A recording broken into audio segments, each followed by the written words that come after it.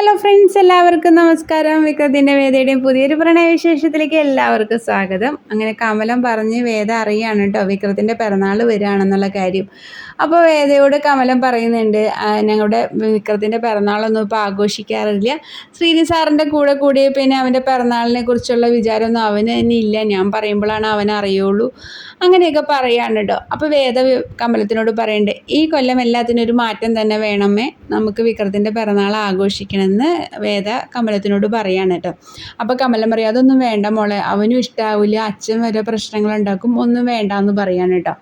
അപ്പോൾ വേദ പറയും, അതൊന്നും ഉണ്ടാവില്ല അമ്മേ, എല്ലാം ശരിയാവും, വിക്രത്തിനെ ഞാൻ പറഞ്ഞ് സമ്മതിപ്പിച്ചോളാന്ന് വേദ പറയാണ് കേട്ടോ. അങ്ങനെ പിറന്നാൾ ദിവസം തന്നെ വേദ വിക്രത്തിനെ കൊണ്ട് രാവിലെ അമ്പലത്തിൽ പോവാണ്. രണ്ടുപേരും അമ്പലത്തിൽ പോയി തൊഴുതൊക്കെ വന്ന് എല്ലാവരും കൂടി ഇരുന്ന് ഭക്ഷണമൊക്കെ കഴിക്കുകയാണ് കേട്ടോ. അപ്പോൾ വേദ നമ്മുടെ കമലത്തിനോട് പറഞ്ഞിട്ടുണ്ട്, വിക്രത്തിന് എന്തെങ്കിലും പിറന്നാൾ സമ്മാനം കൊടുക്കണം കേട്ടോ അമ്മയെന്ന് പറഞ്ഞിട്ടുണ്ടായിരുന്നു കേട്ടോ.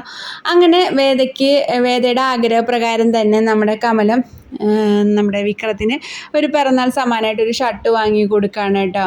അപ്പോൾ അതേപോലെ തന്നെ നമ്മുടെ വേദ വിക്രത്തിനും ഒരു സമ്മാനം നൽകുന്നുണ്ട്, ഒരു പേനയാണ് കേട്ടോ. ആ പേനയും കൊണ്ട് വിക്രത്തിന് ഒരു വാചകം എഴുതിയിട്ടാണ് വേദ കൊടുക്കുന്നത്.